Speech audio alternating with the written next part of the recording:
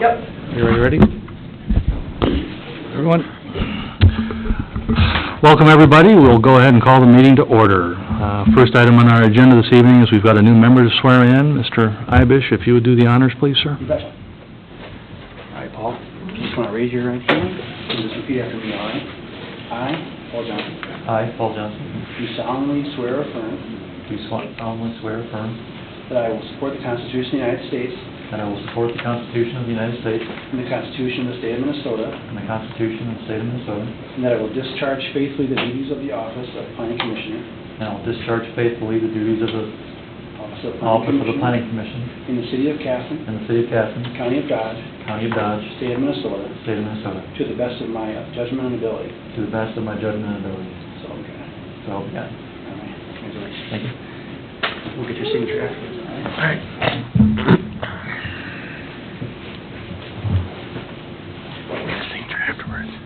Thank you, sir.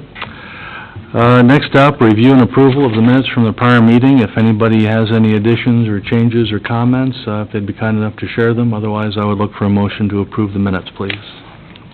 I will so move. We have a motion to approve. Do we have a second?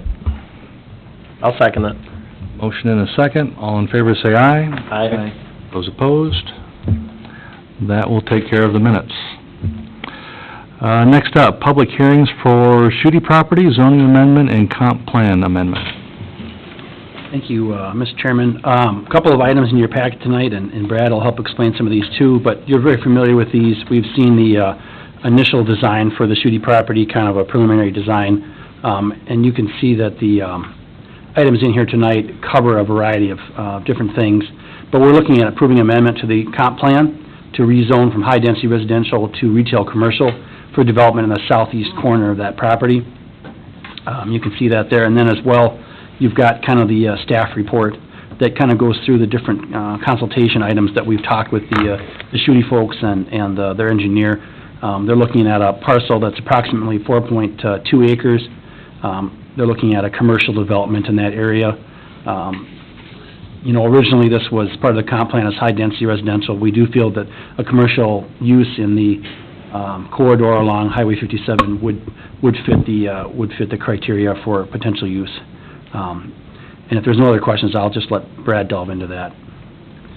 Yeah, and maybe I'll just real quick give some context to this. This request is a comp plan amendment and a rezoning just for that 4.21 acres. And if you recall, when we did the concept plan review, we looked at the whole piece. The purpose of that is to kind of understand if they're going to take a piece of this down at a time, how would the rest of this fill out. And so what you're seeing now is not the plat and is not the site plan. It is just the comprehensive plan amendment from high-density residential to commercial for that piece. And then it's also rezoning from the development holding zone when they brought it in and annexed it. The development would be rezoned from that development holding zone to C3. In your staff packets, you saw at the end of it, if you went through the whole report, a site plan. I'm just going to flip to that site plan here. And just for clarity, the site plan was provided to us just for information purposes. I'm going to play with the whole scale here. And so we're not approving the site plan, we're also not approving a plat today. That is the next step that still needs to happen. If you look closely at it, and you can't really tell very well by this drawing, but Brad, could you, I don't know how to get that out you know of how to there. get that? X that out, maybe? Yeah. Is it not on your screen? It's not on my screen, I think it's on the, Maybe try and yeah, you send might this need to do one. that. The site plan, Perfect spot of Yeah. I'll just keep talking through this. The site plan is for a commercial building. And when they gave us the original concept, the site plan actually spills over the property that they're on onto the property to the south. The property to the south is the Bigelow property. That parcel actually, and this is easier if that Bigelow parcel, I'm going to try to, this parcel here to the south, you see this kind of long piece here with the 60-foot or 70-foot piece that extends out to the street. Their site plan spills over into that parcel. So in order for them to develop according to that site plan, they will need to do a plat, they'll need to purchase a piece of property from the southerly parcel, they'll need to figure out how access is retained to that property, so they have a lot of work to do. This, again, is just the rezoning and the guide plan amendment. And in an ideal world, we do this all concurrently, we do it all together, it makes more sense. They chose and they preferred to move forward in more of this piecemeal manner, but know that unless they do a different site plan than what they're showing, they've got a number of other steps that yet have to be done. So that would be a preliminary plat process that would come back to you. In addition, that Bigelow property still needs to be annexed. So we've got a little bit of a donut hole there, and the city will follow up on that if the applicant doesn't as part of that preliminary plat. And I don't know if Mr. Bigelow is here. Oh, Shooty? Yes, sorry. If you want to speak to that, they have a better feel for the timing, and they can probably comment on that particular. Well, I guess first off, I'd say I don't think that we were trying to be difficult or make this a long, drawn-out process. A lot of things were beyond our control.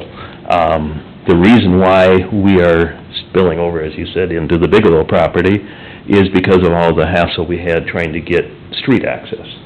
MnDOT did not allow us to put the street where it should have been.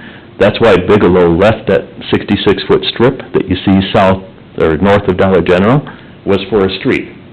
And in a normal world, he would have provided half the access for the street, I would have provided half, and that's where the street should have been. MnDOT did not allow that.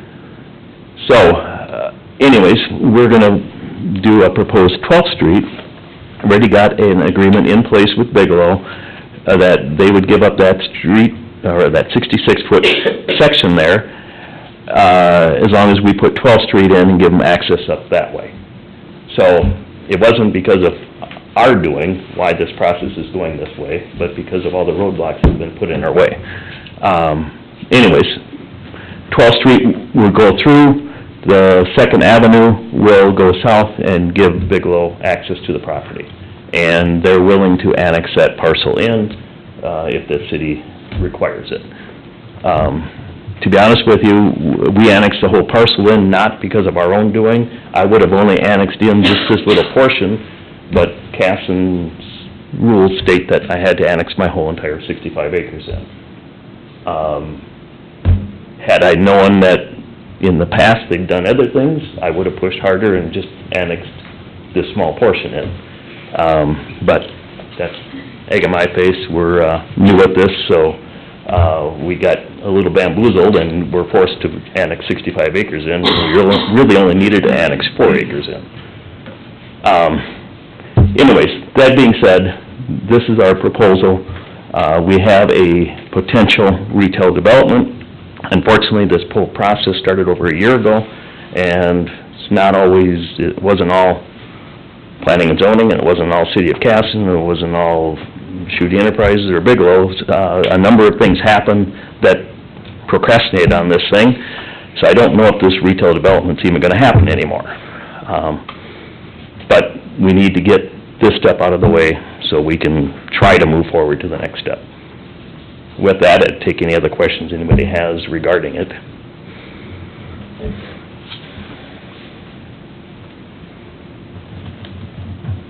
Anyone? No? Not at this stage, sir, but thank you. Okay, no, that's fine. I guess, to your point, I think the way you stated it is a little bit incorrect because most of this was out of our control. Thanks, Steve.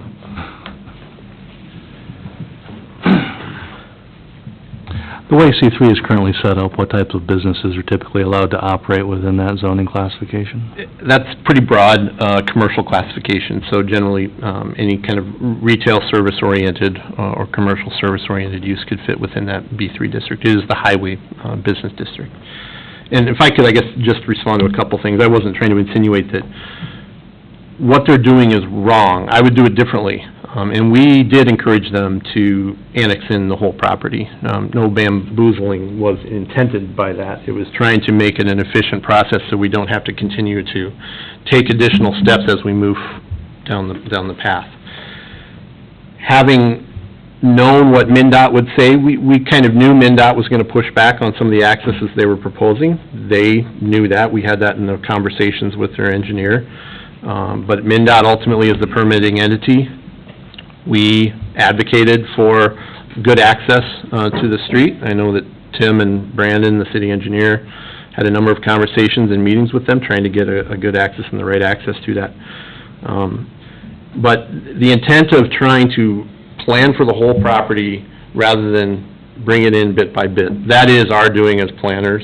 That is my doing as planning, it is the engineer's doing as an engineer, trying to bring it in a comprehensive way. And so, we think that was the right approach. In an ideal world, I would have had annexed Bigelow's property in and included them in the comp plan and zoning amendment. They're a separate property owner. We communicated that to the applicant's engineer multiple times, and I can't force them to bring another property owner into the mix. It doesn't mean that it can't happen, but when they're ready to come forward, if that project does move forward, we do have to annex, plat, rezone, and re-guide, again, the Bigelow property. And what I was advocating for before was to bring it all in at once. But I recognize there's challenges to that, and that doesn't always work economically with the development's objectives. The city has 16th Street to the north. It is within our growth area in the comp plan. At some point in time, all of that will come in, and that was why we encouraged them to annex the entire property.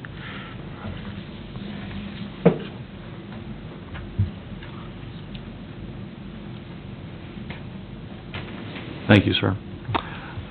Any questions before I open up the public hearing?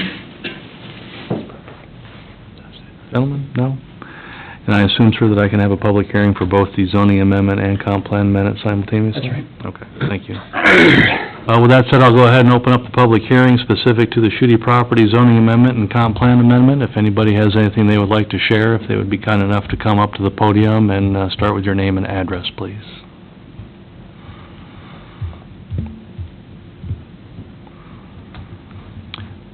If not, I will go ahead and close the public hearing. Gentlemen, your thoughts?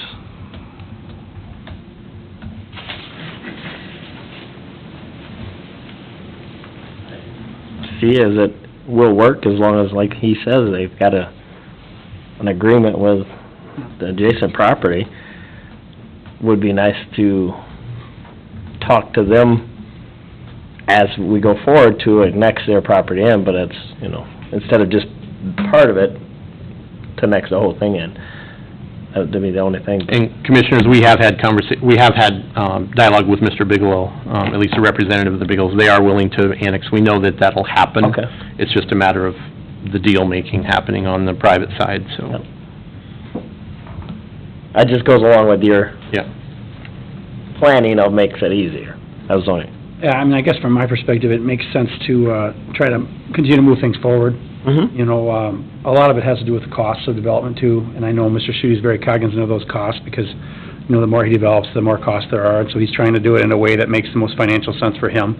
And it means that we'll have more, I think the biggest point for us is that there are going to be more public hearings required, because as we bring in each piece, it requires that rezone and that recomp.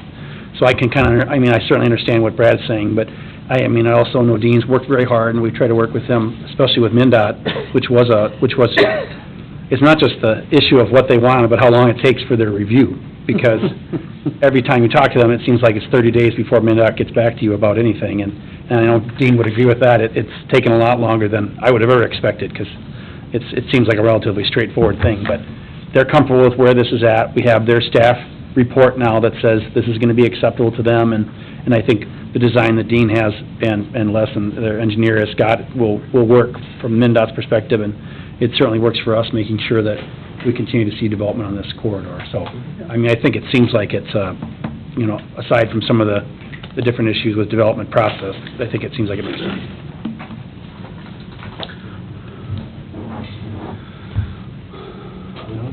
I have nothing else.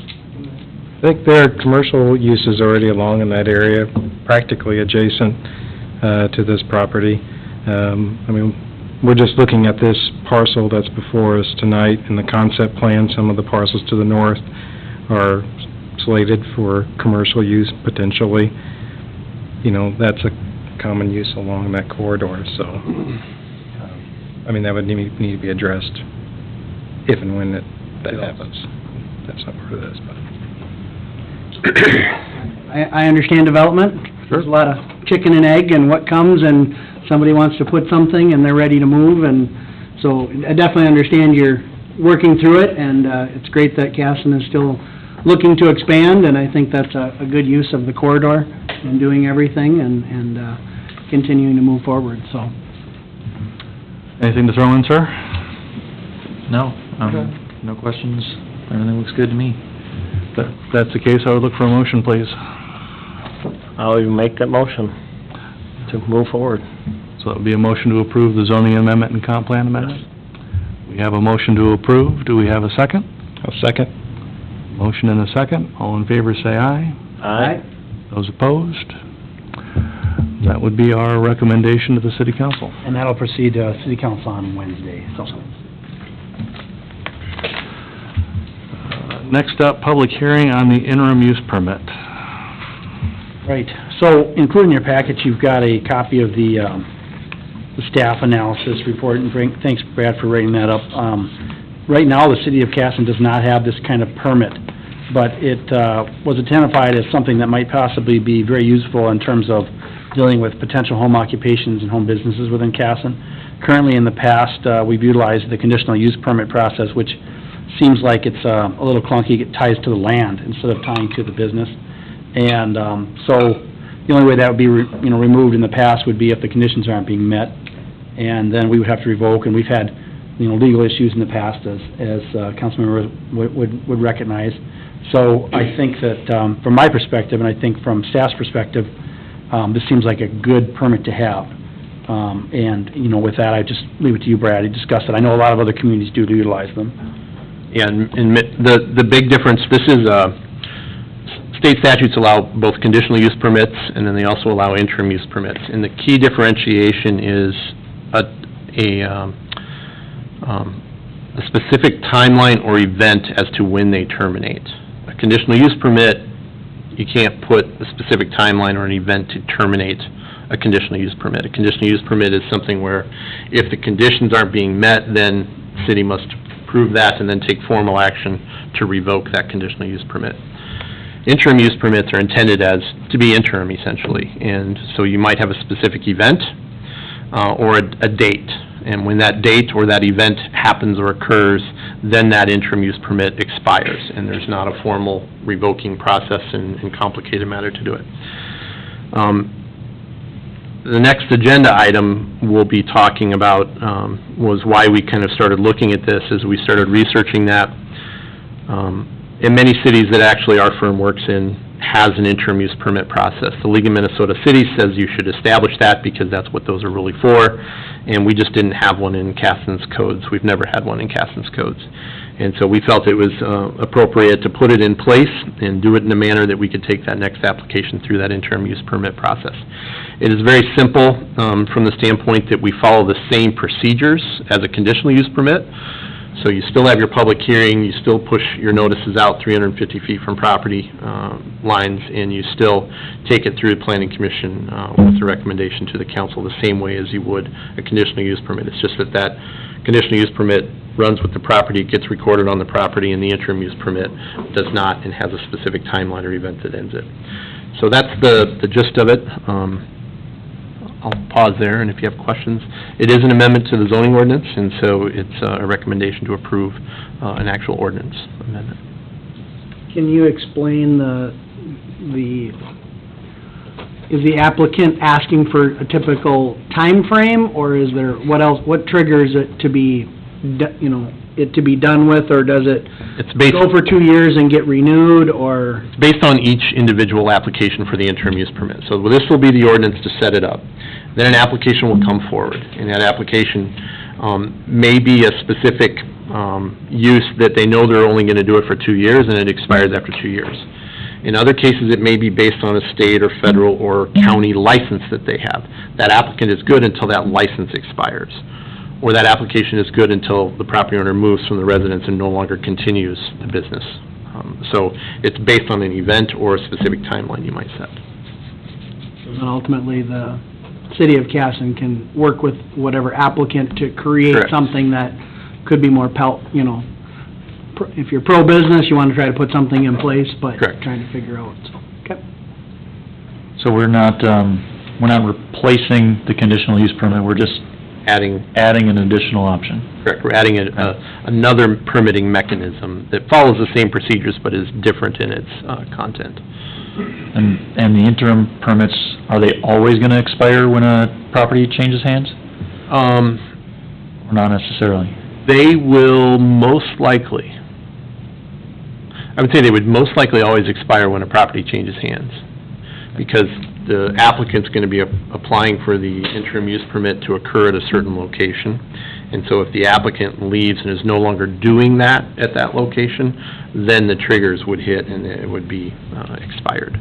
And there may be a time period before it expires, but if the applicant is leaving and no longer doing the use, then it would expire. Versus a conditional use permit, that stays with the property, and if you sell your house and move on, that conditional use permit is still on that property. So this is probably used more for residential properties versus commercial properties where... Yes, in the context of, it's actually used a lot in the context of home-based businesses. And then often it's used in the context of construction. So I'm building a new space, I may operate that use here until that space is done, and that's gonna be a 6-month or, a 10-month time period for it. If you think the process we went through with the brewery, it may be Yeah. applicable to that scenario as well, very true, yeah. just to bring it down to something that we've actually dealt with. Looks like a great use of something that we weren't using before. And since I've been here, we haven't had a home-based business, come forward and want to happen, so it's one of those things where you learn as you go through, and, something we need to put in place, we should put in place. So the interim use permit is not portable with the applicant? It's somewhat tied to the location? It's tied to the location where the use is happening, but it's also tied to the applicant, so it's not, Both. it's not, right.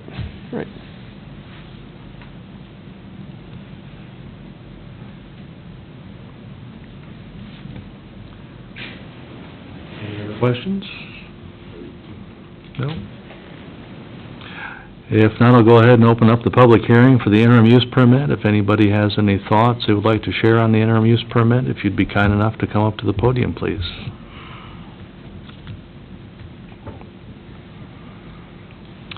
If not, I will go ahead and close the public hearing on the interim use permit. In my own 2 cents, it's another tool in the toolbox. You never know what's gonna come down the pike. If you've got a better mechanism to address it than the mechanisms we have now, or another option that you can at least use as a mechanism to solve a problem, I think it's a good idea. So I just don't see any downsides with it. Could and this is probably the same question I asked, but, or similar to it, could the interim use permit be transferred as like a business asset to someone else? Let's say, if the applicant sells their business, home-based business, to someone else, along with the house, for example, the location, can it be transferred as a part of business property? That's a good question. I don't know the answer off the top of my head. I would guess yes, and the question would be, what's the process? Is it done administratively, or is it done via an amendment to the interim use permit? I know you can amend them. I think that would trigger a review by the Yeah. city potentially, which would be where, your planning and zoning might have an opportunity at that point to review and see if the intended uses continue to be, factored in or not. Because I think that'd be the caveat, because we might amend it based on our experience with the business. Yeah. Have you seen this used in other cities? Yes. What is a typical time frame that they put on something? Does somebody come in and say, yeah. I want 10 years? Or is it typically, hey, I want this for 2 years, and then they kind of just keep renewing it every 2 years, and In my experience, it's based more on a licensure. And so there may be a medical licensure, or there may be in the next case, the ATF has a licensure for the practice. And so it's based on however long that license is in place in good standing, it's there.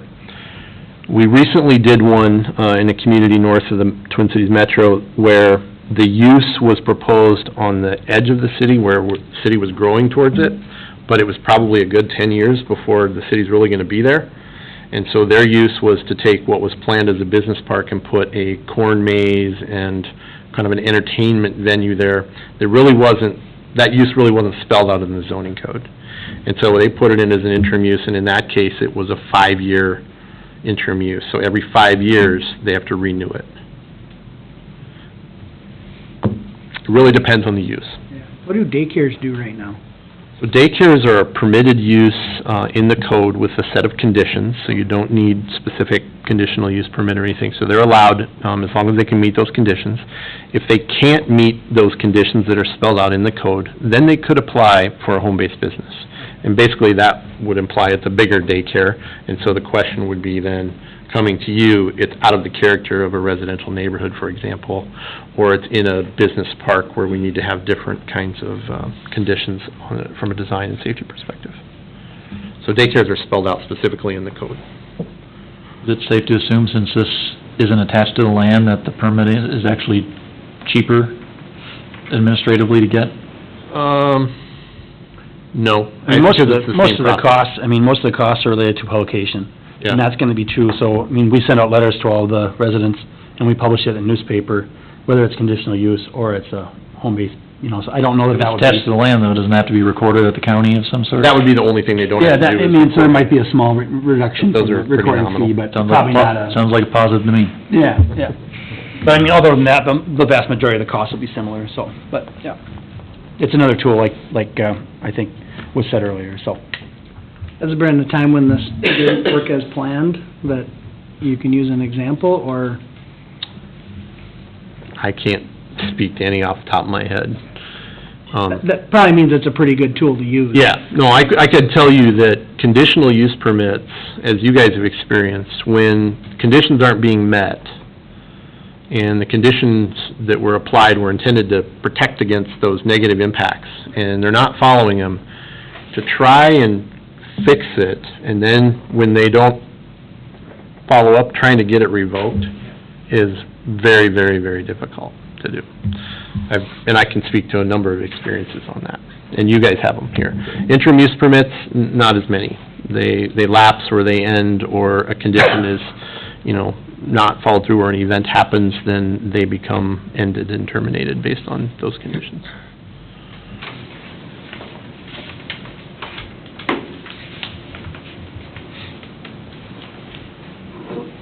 Thoughts, questions, comments? If not, I would look for a motion, please. I will make a motion to recommend to the city council the interim use permit. So we have a motion to approve. Do we have a second? I'll second that. Motion and a second. All in favor, say aye. Aye. Those opposed? That would be our recommendation. Thank you. Next item this evening, another public hearing, home business permit request from Mr. Robert Akrapovic. Yes, an overview of this, including your packet. It's a request for this permit. It's a single-family residence at 506 15th Avenue Northwest for a home-based business selling and distributing firearms and ammunition. Home occupations not allowed in residential districts because they do not typically, are allowed in residential districts because they do not typically include any visual clues they exist. A home-based business, on the other hand, may include visual clues that are not typical of residential characters such as signage and traffic. So, kind of the difference there between home occupations and home businesses. So, we're requiring a permit for this home business.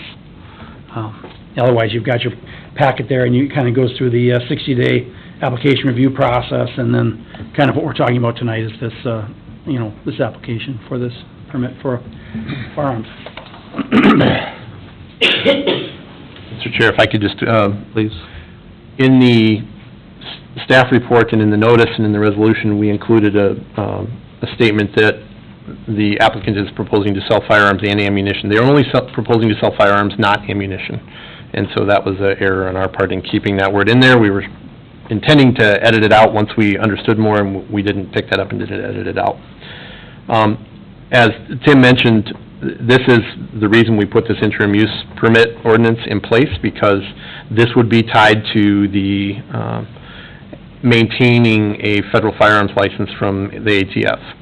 And they go through a fairly rigorous process to permit these.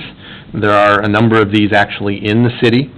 The only difference, and the reason we're seeing this here, is because the applicant has expressed the desire to have people come to pick up the firearm purchase at the resident's property.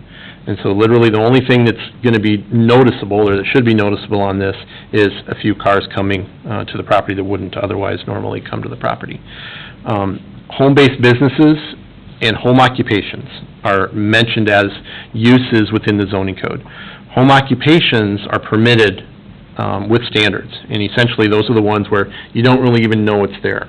And so you might have an office in the house, you might make widgets in the house, but people don't see stuff stored outside, they don't see a sign, they don't see major deliveries coming on a regular basis absent Amazon deliveries.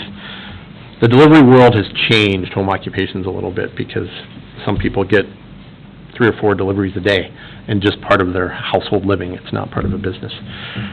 But the key thing here is that coming to the property. Again, we process it very much the same way as a conditional use permit, where we go through the evaluation and we evaluate it based on the comprehensive plan, which in this particular case, the residential neighborhood's not going to change. This is accessory.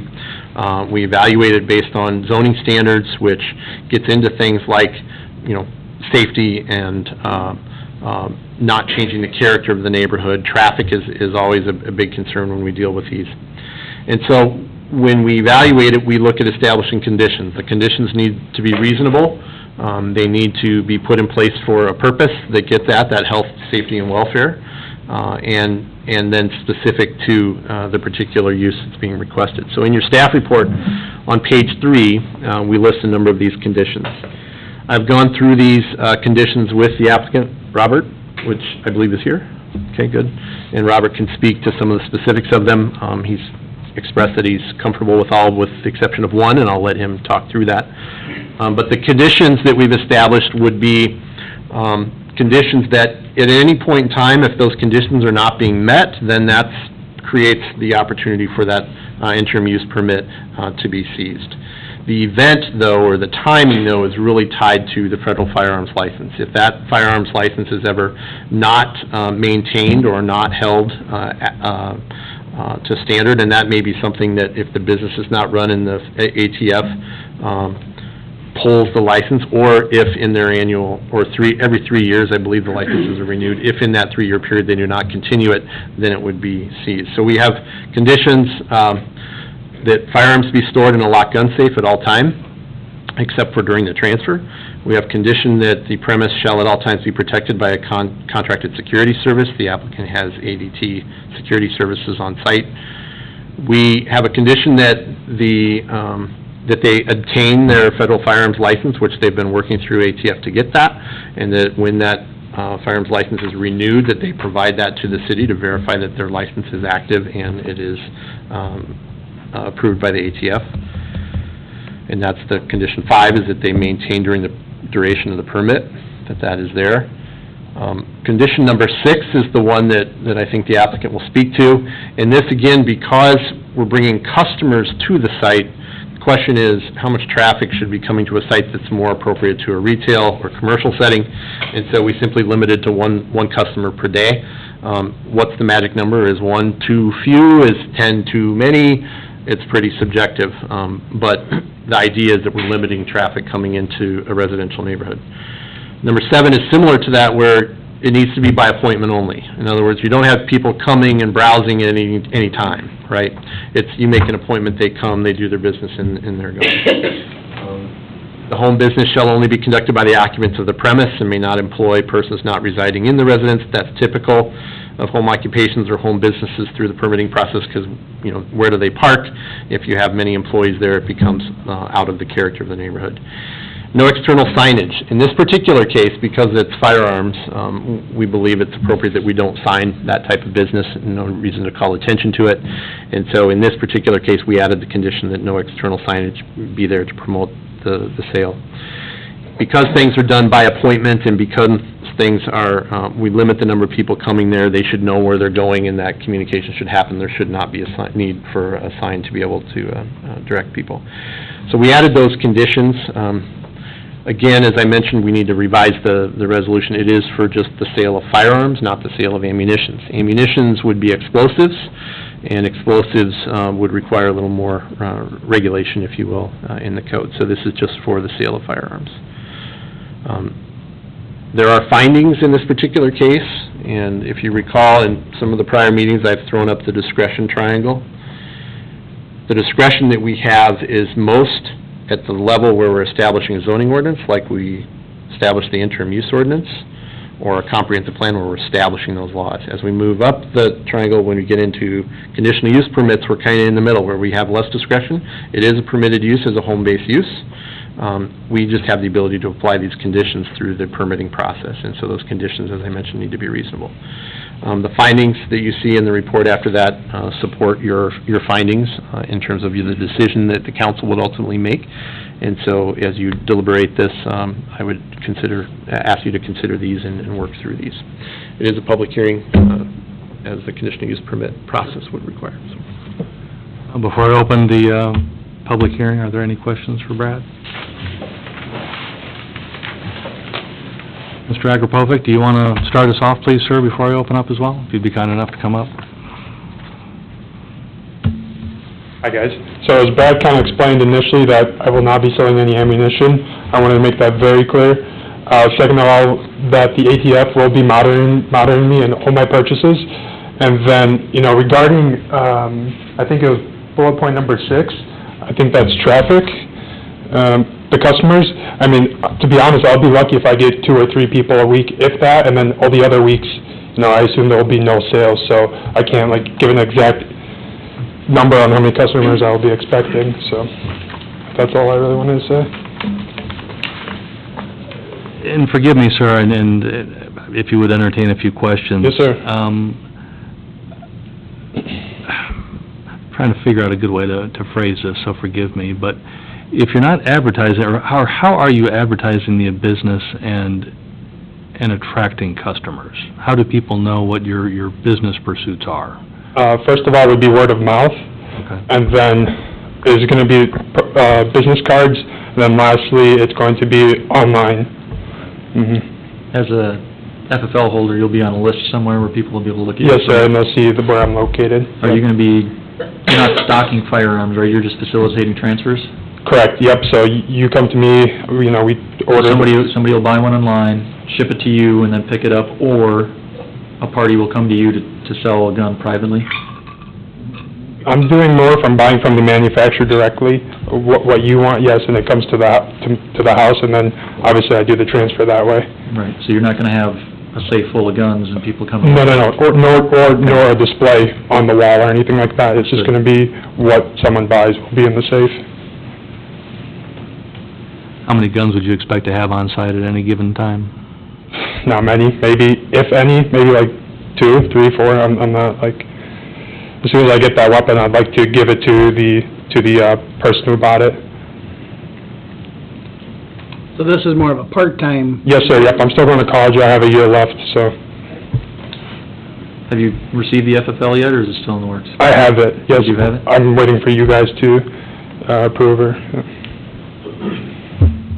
The city needs to approve before the ATF will give you your license? Yes, sir, yep, so, but I've passed the ATF checking and everything. I have an agent that I talk to related to the ATF, so just waiting for you guys, yeah. Commissioners, there is a box that the applicant has to check to say conforms with zoning. A lot of times people just check that box. I know this from experience, without checking, and so I would say I appreciate the fact that they checked and they're following through the process.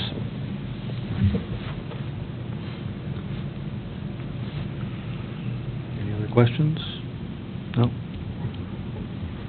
Thank you, sir. Thank you. With that said, I'll go ahead and open up the public hearing. If anybody has any thoughts they would like to share, if they would be kind enough to come up to the podium, please. Thank you very much. My name is Wayne Nelson. I live at 1500 Fifth Street Northwest, which is across the street, kitty corner from the proposed site. I'm also here, have talked to my two neighbors and stuff, but they couldn't be here because they're camping, which I wish I was. And, but anyway, I have known this family for 18 years. They've lived across the street from me. They have helped me tremendously. I have a bad heart, so when we get plowed in, they come and help me get out of it. I've watched Robert grow up since he was just a little kid, watching him at 5 years old out helping his mom shovel while his dad is out driving truck. And just a wonderful family. And I'm not saying this just because we are not, like, we don't get together for functions or anything, but just watching them grow up. So I am convinced that they will follow every single law as far as permits for buying and things like that, and will not do anything shady to sell it to anybody else who's not eligible. That's what I wanted to say. I believe in their family. Thank you. Thank you, sir.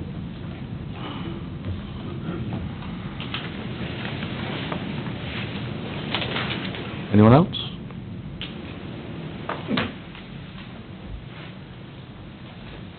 My name's Rick Hunt. I live at 1403 4.5 Street, and I read through all this information. Once I finally found it, that was a huge problem. Using the city's website is terrible. But once I finally talked to Linda, and she gave me a clue where to go find it, and I found it and printed it out, it eased a lot of the fears that I had. However, as you mentioned, there are a couple of things on here that need to be corrected. It does state on the resolution firearms and ammunition, and there's like three paragraphs down, it says conditional permit, where it should be interim permit. I can give this to you, it's highlighted. So Yeah, I will say, sir, that the conditional use permit was the process they utilized because the interim use permit did not exist. Yeah. Well, I was just saying It won't officially exist until Wednesday if the council chooses. Well, I was just stating from the fact that on the resolution document, in multiple places, it says interim, but in one place it says conditional. Yeah, I did miss it. So if we do approve this, are we approving only an interim use, assuming that gets approved and not a conditional? We're sending this off to the city council for their review and approval. Are we gonna be recommending only an interim use and not a conditional then? That would be... I'll clarify that after, Sure, right. after the public Sure, hearing. sure, sure. but It is an interim use. But when I got the original public notice, of course, my mind started running crazy, and in talking with neighbors, we all had several concerns. But after reading what I found on the webpage, it eased a lot of those, and I did talk to a couple of the neighbors again, and as long as it's the firearms and stuff as has been discussed, it seemed like it would be reasonable. Thank you, sir.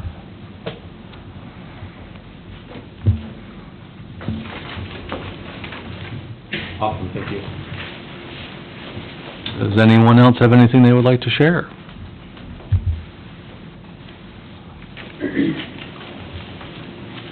I'm Walt Wiedenbach. I live on 600 14th Avenue. I'm about a block away.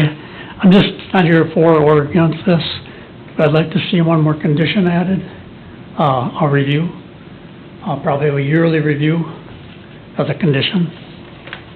That's my only concern. We couldn't navigate the website either to print the packet. So, I mean, we came in here kind of blind to it tonight, so, but I'd like to see one more condition, I always suggest one more condition added to your So permit. Brad, you said it's normally a 3-year, on an FFL? It's my understanding that the FFL is renewed every 3 years. So if for any reason he lost it and didn't inform us, or the council, they would have to, as this gentleman mentioned, they'd have to go look it up themselves to check it? I believe the police chief would be notified, and the police chief has reviewed this, and the process would be that the police chief is notified, would let us know, if not do it themselves, and that would seize the interest. Triggers the expiration. Yeah. Either the police chief or the sheriff, I don't know for sure, but I know that our police chief looked at this and said he had no problem with it. But we could add that, that condition is a fairly simple one. It's administrative, it just means that once a year, someone has to go physically do that, but it's often, it's something that it is in there. And that's what got people in cities with conditional use permits in trouble, because they said you have this annual review, and the attorneys and the attorney general for the state said, no, you can't do that. And so then they put the interim use in place. So it would just mean that it's a process where you go do it, and I think that's appropriate if you feel it's appropriate. Thank you.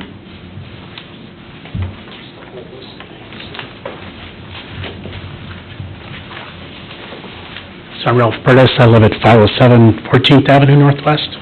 Had a whole list of questions. Some of them were answered. So, without really designated business hours, even though he's going to have limited customers, is there any reasonable request for hours of operation ending at a certain time at night? I mean, I don't want people traipsing through the neighborhood at 10, 11, 12 o'clock at night. Okay. And then also too, does the applicant need to be the property owner? On a conditional use permit? On a conditional use permit, the property owner, we are going to be getting a signature from the owner of the property. We have communicated that. The owner of the property did not sign, so we do have to do that. So, which structure on that property will they actually be selling firearms out of? The permit would not tie it to a specific structure on the property, if I understand it correctly. He could do it on any structure within the scope of the property. Okay. Because I believe there's already a home-based business running out of there, a trucking company. Okay. So, okay. And then really, commercial traffic, if he's only gonna buy from OEMs, then really, wouldn't we expect more traffic from delivery vehicles? And then even really based on the volume he's talking about, I would just question the profitability of that, but that's up to him to figure that out. But, as volumes increase, how do we monitor it to make sure we don't have 20, 40, 50 people a week rolling through?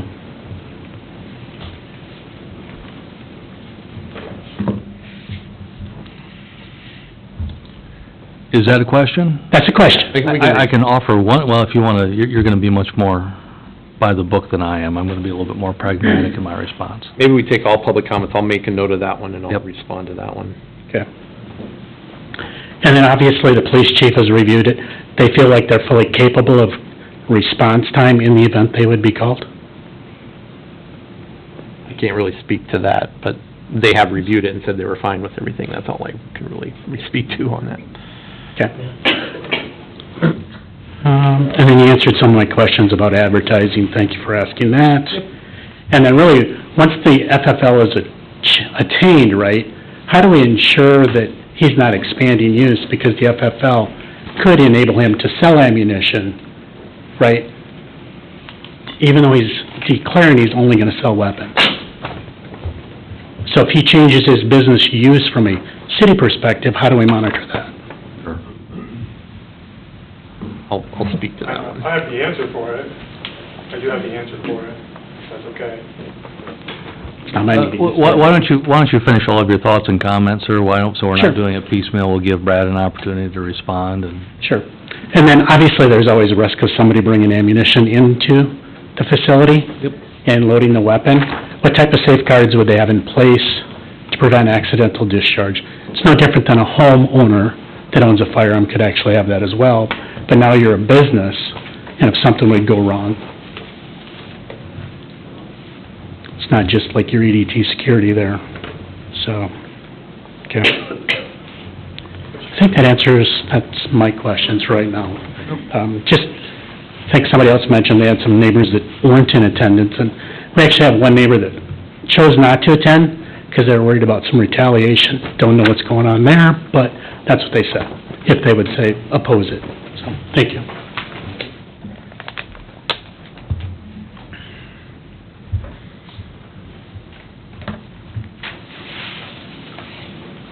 You don't have to raise your hand, ma'am. Please feel free to come up. Mary Esther Xavier, 604 15.5 Avenue Northwest. I was just wondering about background checks on those that are buying the guns. Is that gonna be done? I believe you're at a federal law level, ma'am. I don't know if we can dictate that at this level. I would assume that the federal laws regarding background checks are what we would be required to follow. I don't know the answer to that. Okay. That would be a police chief question, and I don't know how we would regulate that unless we're regulating every customer transaction, which I don't think we do. When you find out the We can answer. check with the police chief on that, see if we can provide more additional information. There's federal laws in place tied. I would assume there's federal laws. I mean, if you purchase firearms, certain firearms require permits and licenses, and you have to go through that background check. Not an area of expertise.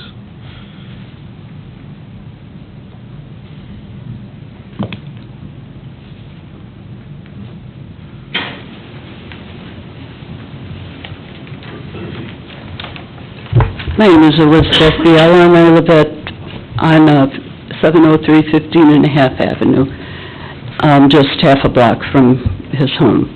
I have one question, and that is, why is it necessary for him to sell firearms and ammunition in a family neighborhood when there are so many empty stores on Main Street? It seems to me it'd be more appropriate to have this kind of a business in the business district. Thank you.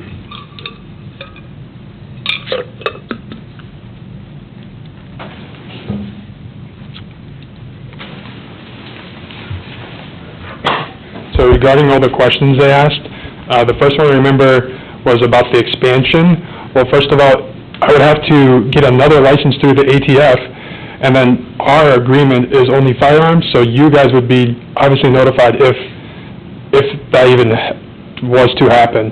So that is the first question. The second one is regarding background checks. That is something that needs to be done even before before we purchase the firearm. It's like going to Shields, they grab your license and then, your purchase to carry or your CCW, and then you're able to, if you're cleared from the background check, then you're able to make that purchase.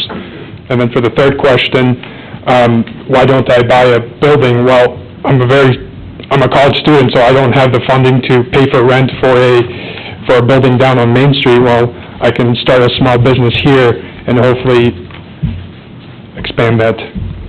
So there you go.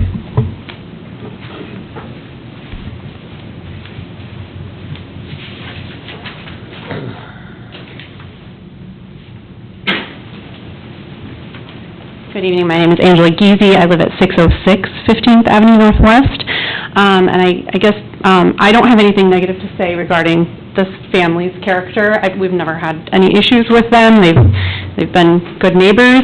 I guess my biggest concern here is the number of children that we have in our neighborhood, and just regarding their safety.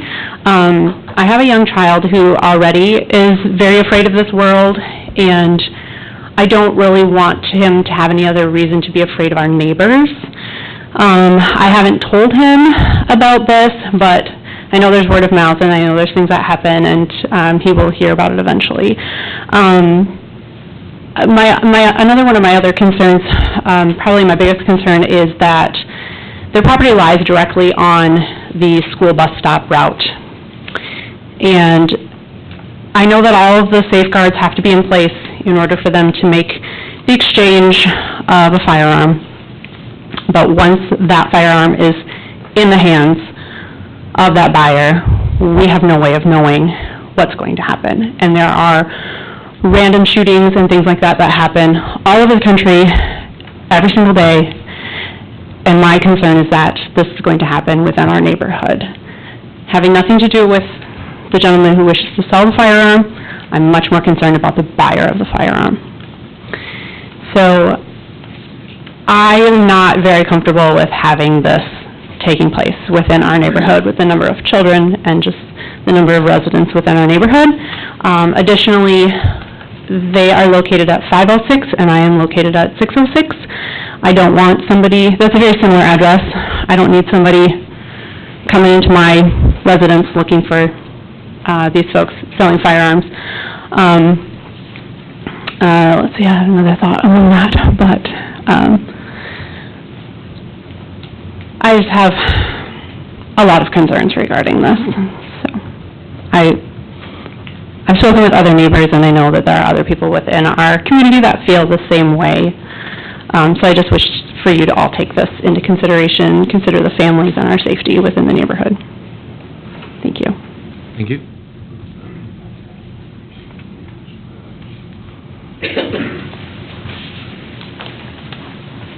Hello. My name is Krona. I'm the father of this young gentleman here, and I supporting him 100% what he's trying to do. And I am a business owner myself, trucking company, and I'm trying to get everything in order as I could. I guarantee, as a father, he still lives with me. There's gonna be everything in order, much as I can, because we raise families. I have 4 kids, and then everything is so good so far. So I'm trying to accomplish his dream. That is what he wants to do, and then I will support him much as I could. And yeah, he's a good kid, and I cannot be more proud of him than I am right now.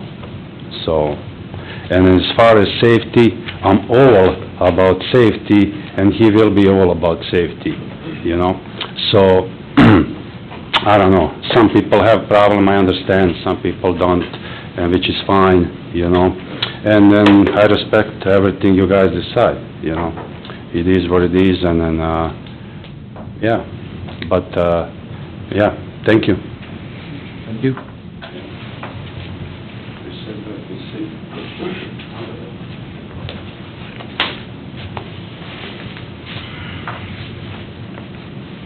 Any other comments? If not, I'll go ahead and close the public hearing. Thank you to you all. Brad, did you have a few things that you wanted to comment on over the course of the public hearing? I will try to comment on them. I know it's not going to be, it's not going to answer everybody's concern, certainly not going to satisfy concerns. The enforcement side of this is always tricky. In some communities, they have a whole department that's what they do. They're out code enforcing. And code enforcing includes permit, conditional permits or home-based permits. Many cities, Caston's nature, you don't staff a group of people that are out looking for problems to try to correct. So it's usually driven on a complaint basis. Having said that, we don't like to put neighbors in the position of having to be the policement or the enforcement on these. However, in situations where neighbors are living, they're the ones who know the best when traffic isn't right. Something's happening here that's creating more traffic or unsafe conditions. And so the enforcement side of it, whether it be traffic, whether it be monitoring what they're actually doing, happens on a complaint basis, or if law enforcement is notified, then we're brought in from a planning and zoning standpoint if the law enforcement doesn't handle it themselves. So that's, I guess that's the big thing. If they start doing things outside of their permit, there's no way for us to know unless we're notified or we see it, and we're not driving around the neighborhood all the time looking for things.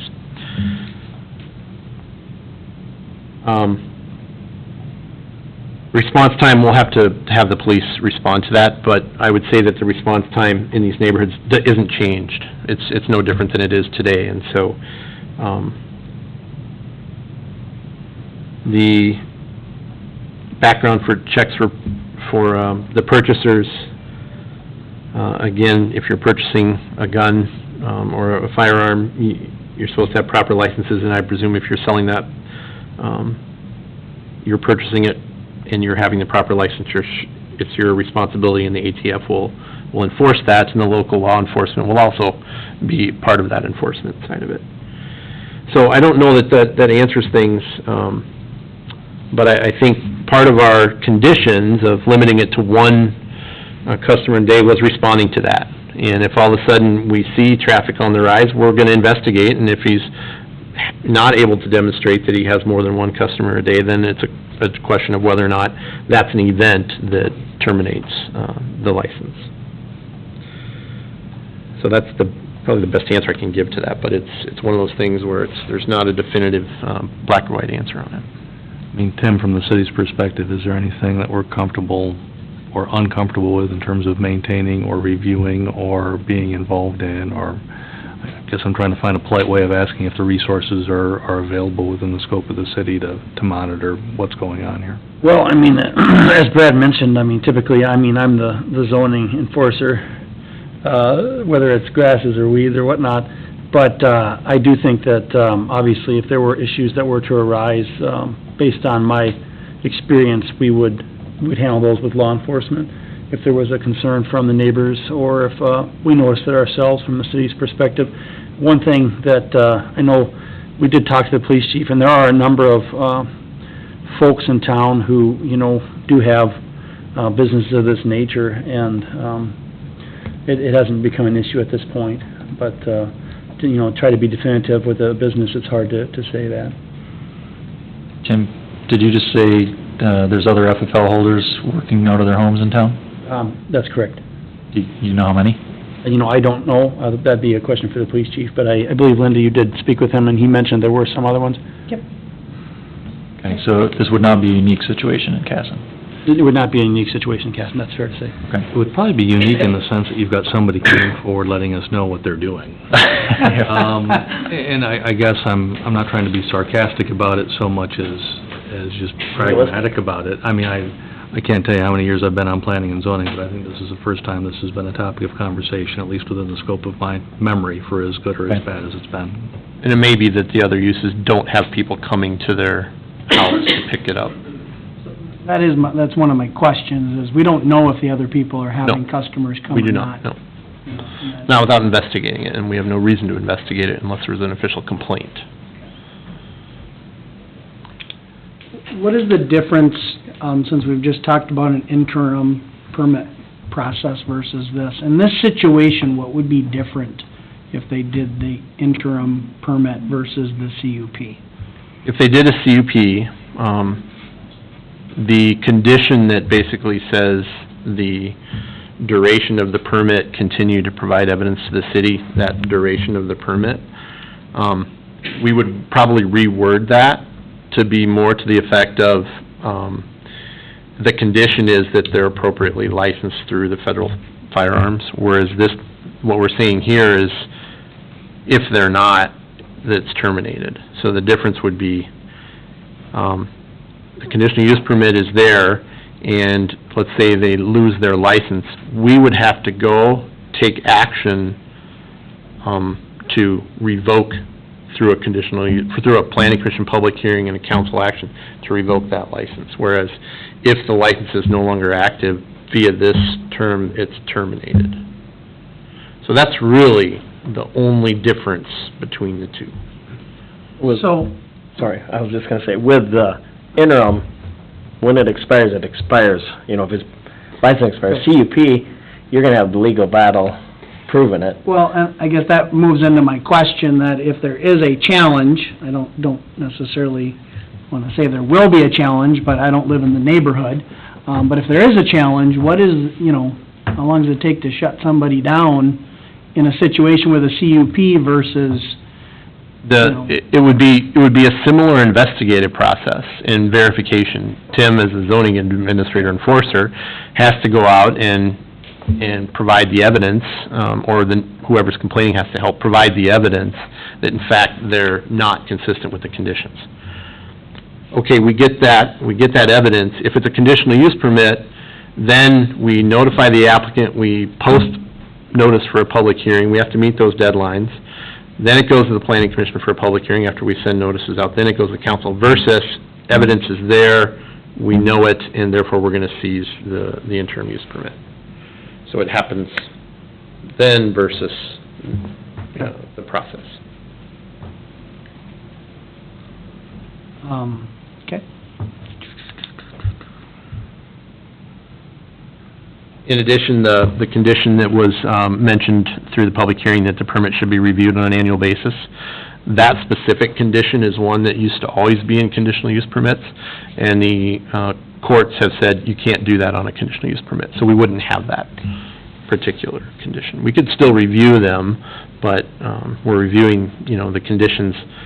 Courts have frowned on that particular, well, I should say, take that back. Courts have frowned on you saying they have to annually renew them. Reviewing them is okay, so renewing them is wrong. I misspoke on that.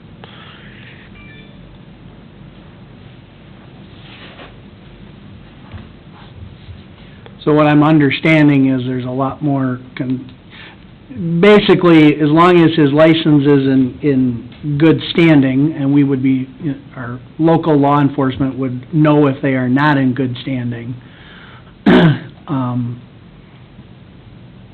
there's really no, the interim permit would be a better solution to shut something down quicker than a conditional use permit. In my opinion, it would be yes.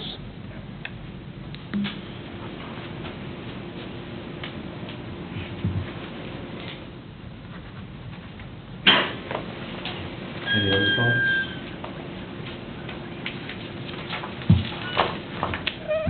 I mean, my own 2 cents is that we're better off embracing this and knowing about it and having discussions about it and putting conditions in there, and maybe I've come up with a few other thoughts, or at least things we can bat around, than not. I don't know where a private transaction on a firearm becomes a business, but, it happens. People are buying and selling guns all the time, and I guess the more, I don't think we're in a position to stop it, but I think being aware of it and regulating it and documenting it and reviewing it is probably the better path forward than saying no, even though we know what's going on anyway. In terms of hours of operation, I could see putting a condition on in there so you don't have somebody knocking on the door at 1 o'clock in the morning to buy a firearm. I guess that doesn't strike me as appropriate. Maybe daylight hours? Well, and I can't remember what we did for Mr. Stroh when he was selling beer out of the front of, or out of his home. I can't recall what those hours are, but at least in terms of looking for some consistency on home-based business, looking at what those hours are or are not may be the best place to start the conversation in terms of hours of operation.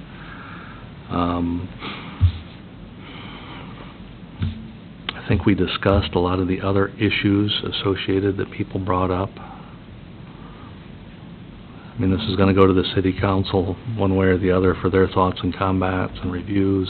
We've got some paperwork things to clean up in terms of interim permit, in terms of comments related to ammunition which need to be pulled out. Got that done. Got a couple answers yet from the chief to get. Yep. I think the applicant was concerned about, the condition 6 with 1 customer per day. Would it be reasonable to assume that 1 customer per day on average in a week would be appropriate? And I don't know if that would work for him, but... Well, and bear in mind, that may be one of the more challenging things for the city to monitor. It wouldn't be that hard for neighbors to, show evidence against, though. Yeah. Well, yeah, it would, because you don't know if they're a customer. They could've just had a friend stop. Well, you'll see what they're carrying out to their car. Not always. I'm just saying, I'm just pointing this, I wanna be obvious. That goes to the enforcement side of it again, though. But I'm just saying. I think the direction you're going, Paul, is, 1 customer per day on average during a given week. Then they might have 3 or 4 during one day, but none during the next 2 days. And right. I think that gives you still a threshold. And if there's an issue and someone brings it to our attention, we go work with them to show us the paperwork that validates, yes, you had more. Right. And that's part of the enforcement process. And if they don't provide the paperwork, then it becomes an ugly mess, but there's no reason they Well, you got it in there by appointment, so, you're gonna know if you had an appointment with somebody. Right. So we'll be able to enforce it, I think, fairly easily. Limiting the number of firearms if he's only expecting to have 4 on site, and if we limit it to 6 on site, and if it goes beyond that, he's gotta come knock on, let folks up at City Hall know. And I also thought potentially requiring trigger locks on all the guns. Is that what that's called? Is that the locking? Trigger locks? Yeah, forgive me, I don't have the vocabulary, but requiring all the firearms to be locked at all times when they're on premises. at least from a safety standpoint. Well, and if it's locked in a safe and there is no ammunition on site, Well, but it prevents a potential customer coming in with ammunition if it's locked. You know, granted, ultimately, that person's gonna have the key to unlock it, otherwise it's... well, yeah, exactly. Because he's gonna be unlocking it before they leave the premises. Yeah, but just trying to be conscious of safety and what is reasonable. So, and like I said, they were thoughts, nothing more or less than this, and just thoughts that kind of went through my head as we were having the discussion. Playing a little bit of devil's advocate as we go through this, if we make a recommendation for or don't do it, it will go to city council. City council can then choose to do what they want. I guess my question comes into is local governments are very reactive to things, and it seems like this may be triggering our interim permit process from that standpoint. And I guess I'm just asking Brad or Tim, is that a better mechanism than the CUP? For one reason, if it doesn't go through, the applicant now has a different way to go through this? Or is it a better way to go, you know, would they be better off going that direction than the CUP? And I understand trying to figure it out at this point is not the best in timing, but... We believe the better approach is the interim use permit, and the League of Minnesota Cities advised in a similar manner. It just allows things to be more expedient if we did have to pull it. Yeah. And it's not there forever. I mean, it's not with the property forever, it's with as long as the license is. So Brad, what zone would this use be a permitted use, where these conditions wouldn't be required? In most of the commercial districts, I believe that this use would be appropriate. So similar to like the C3 that we saw at the Shute Right, property right. earlier tonight? Anywhere there's a retail use, this would be allowed. Okay. So its location here in this neighborhood is, from the testimony we received tonight, is economic. Economic, right, and scale, economic and scale, yeah. Is this for interim use permits, is there a list of appropriate uses that are allowed in there? The point I'm getting at is that, I mean, this is a hot topic. People are very passionate on both sides of this issue. Is this an appropriate use to be allowed in an interim use permit scenario? So our code does not identify specific home business or home occupation uses. And so, the intent there is to say, if it's something that's accessory to your home, which this is accessory, first they live there, it is accessory, and it's a business or an occupation happening out of the home, we don't go to the level, and most cities don't, to list every individual use. In addition, I would have to do a lot of research to determine if that is something we could do from a specific use, or if it's protected use. Now, you could be more restrictive in your home businesses from a retail standpoint. So, I'm not saying do that now, but I'm saying that might be a future conversation, is how much retail do we want to allow? Because your home business code essentially says it's permitted through a CUP, and then you can put conditions on the particular use. For example, one customer by appointment only, signs, no signs, hours of operation, you know, those kinds of things, to limit the impact of a retail happening in a residential. More and more communities, in fact, Iowa, I believe, put a state law in that says to the cities, you can't tell that business no. That was literally in the last couple months, something to that effect. And so there's more and more movement to try to make entrepreneurship and business able to happen, and for many people, it starts in their garage, their basement, their whatever.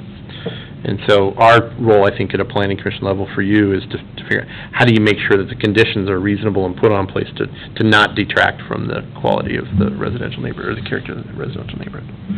The interim use permit is appropriate for this and totally makes sense, because the idea is that you get that business successful and then you move into bricks and mortar somewhere else in a B3 district. You grow it and you get out. And so it's temporary.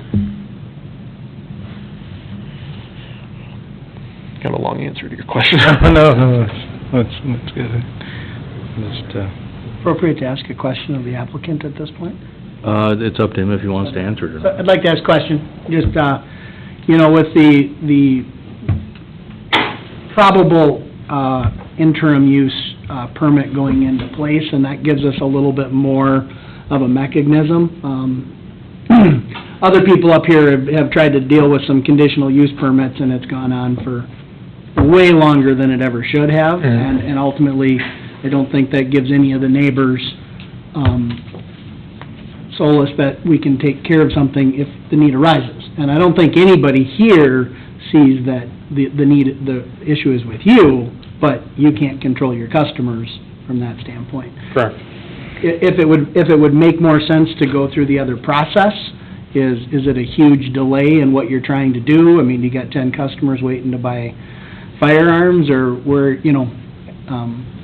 to go the different process versus the CUP? If I could just clarify real quickly. So we're taking this through, it's really the same process. So at the end of the day, council could say, we'll approve it as a conditional use permit, Okay, or we'll approve it as an interim use permit.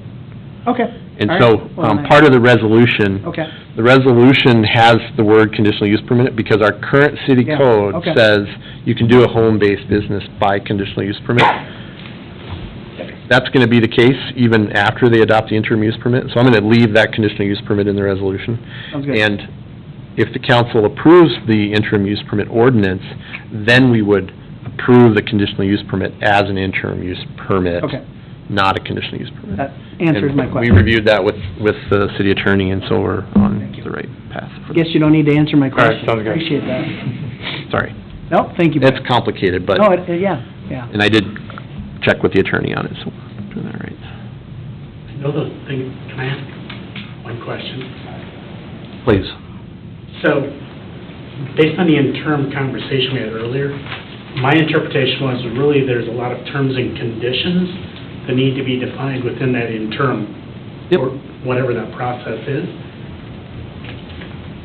Just, the timing to achieve that, to make sure that we cover all of the details, to ensure the interim process reflects the intent of the process. So is that like, you're gonna make a recommendation to the city council, does that mean it's ready to go? Or is there a bunch of Ts and Cs, terms and conditions, that need to be defined first?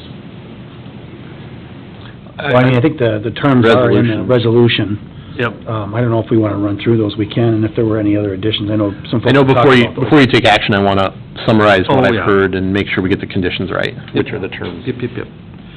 I have them as you're talking about them. So this resolution will be going to the council on Wednesday this week, correct? Wednesday, correct? So we're approved. If we For approve recommendation. recommendation. If you take it, you have the option Table it. to pass it on, you have the option to table it. If you table it, To the next month or... right, and we still have the ability, we have a statutory requirement that we act in a certain time period. We have the ability to extend that for 60 days if we need to.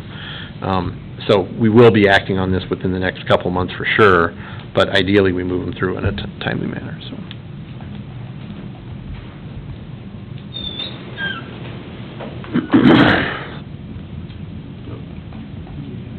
You're gonna read through the conditions, Brad? I can, when you close the public hearing and we're ready for Yep. discussion. Well, yeah, the public hearing's been closed. I Oh, think we are kind okay. of beating around to the conversation. All right, so you want me to summarize kind of what I've heard and, are you ready for that? Please. Okay. All right, so we have, we had an existing set of conditions and then we've heard some new conditions. So I'll kind of walk through them each and then I'll add the new ones in where I think they should go and maybe we can discuss as I add those new ones. So number one was the home-based business will not disturb neighbors in normal use of their properties. That's kind of a catch-all. Firearms shall be stored, number two, firearms shall be stored in a locked gun safe at all times, except at the time of sale and transfer. I would add, in there, trigger guard locks, if you want that one in, that's where I would add it. I say trigger locks shall be installed on all firearms leaving the premise. So it comes out of the gun safe, trigger trigger lock is on. Again, that's an enforcement thing, but it's just something that they could make sure they do, sort of a best practice. Just before you go on that, if you add that, who's covering the cost of that? I would say the applicant or the owner would be... So, Be a cost of doing business. And I don't know how much they cost. We're just putting 2 locks on instead of 1 at that point, because it's already in a safe. Yeah, and like I said, these were thoughts. These well, were not- I'm just saying, if he's starting out as a business, how, you know, now we're adding...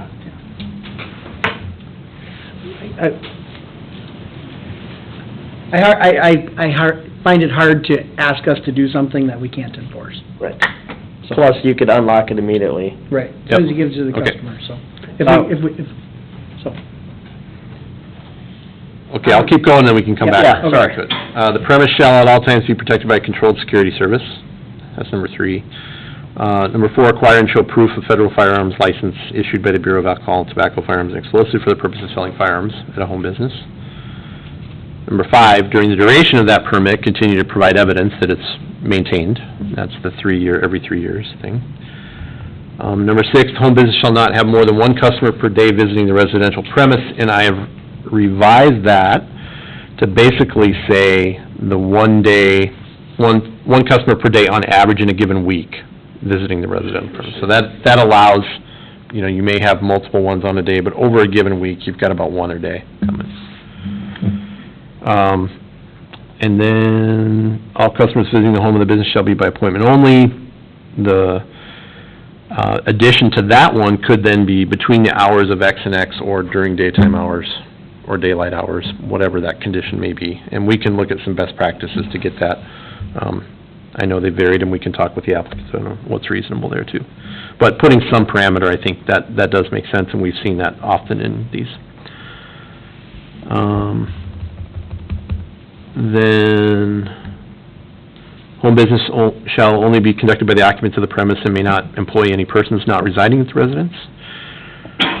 Number 9 is no external signage shall be used to promote the sale of guns. And then I added the final one, that the permit should be reviewed on an annual basis for compliance with said conditions. So those are the conditions I have.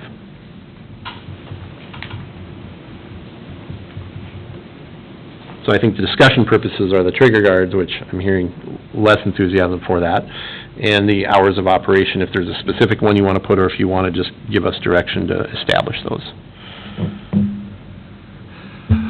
I would establish it, I guess, in my mind, but I would also look at what we're currently doing with Mr. Stroh and use him as somewhat of a barometer. Again, just trying to keep things consistent.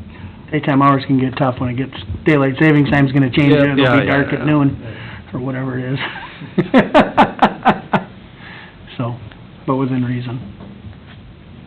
Well, what would you like to have what do you think is within reason, if we're talking about adding these, to add them in, so it's ready for the council's review? if he was looking at, going with Mr. Stroh's, that would usually go until 9 or 10 PM, because that would be, alcohol would go until 9 or 10 PM. So, I mean, I guess Probably if you're not going in the roughly morning. that, I would say you'd wanna maybe guideline it towards 9 or 10 PM Yeah. as your cutoff.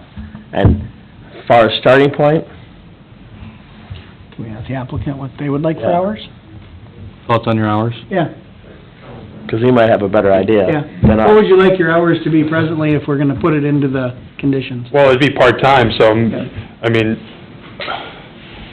like, let's say Saturday, 10 to 2, or, you know, noon to 4, you know, I'm not 10 So what would hours. be the overall range? Yeah. Would it be, for example, like 8 AM to 8 PM? Would that be accommodating enough?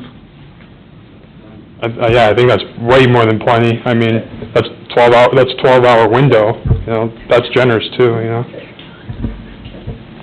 I would say 8 to 8 would be good, and then each year we get to review it, so, from that standpoint, so. Okay. Can I offer just an advice? If you're okay with 10 to 2, that as a mom with kids on the bus, that sounds lovely. They've already ridden the bus. They're gone.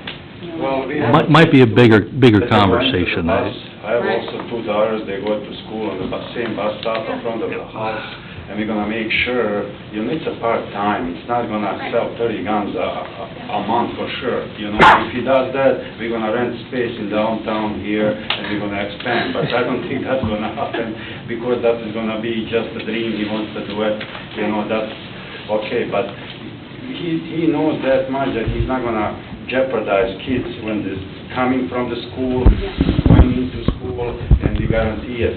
We taught some things that we want all safety. My kids are in the house, safety for my kids, for your kids, for everybody's.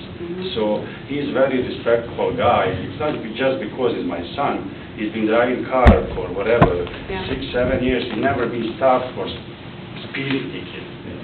So he's really trying here.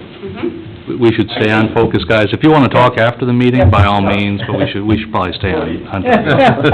No, I would recommend an 9 to 6 PM, that we could put that in for sale of, 9 AM is after school and 6 PM from that standpoint, so. reasonable thoughts? Good place to start? Yep. We can work with that, and those are good comments. Yep. Thank you. No problem. Anytime. Anything else?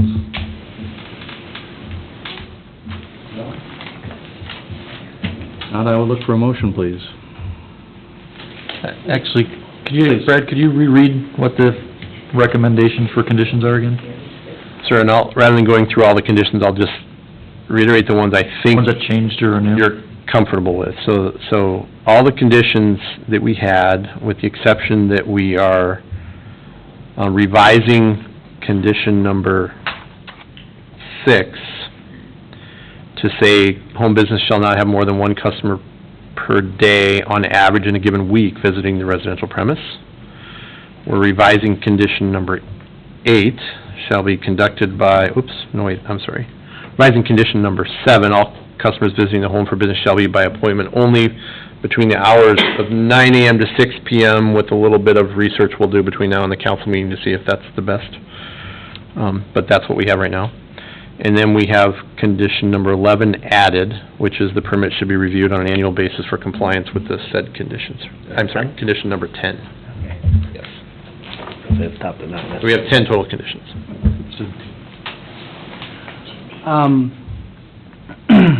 I will make a motion to approve this conditional use permit with a recommendation to the city that it be as an interim permit. Did I say that right? Interim use permit. If the council approves that action on Wednesday, that it be done per that with the conditions that have already been listed. A motion to approve with conditions and changes. I'll second that. We have a motion, we have a second. All in favor? Paul did. Paul did. Motion and a second. All in favor, say aye. Aye. Those opposed? That would be the recommendation to the city council. Thank you very much.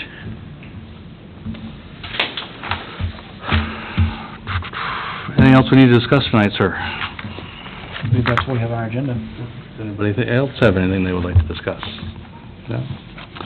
Thank you all for coming. I will go ahead and adjourn the meeting.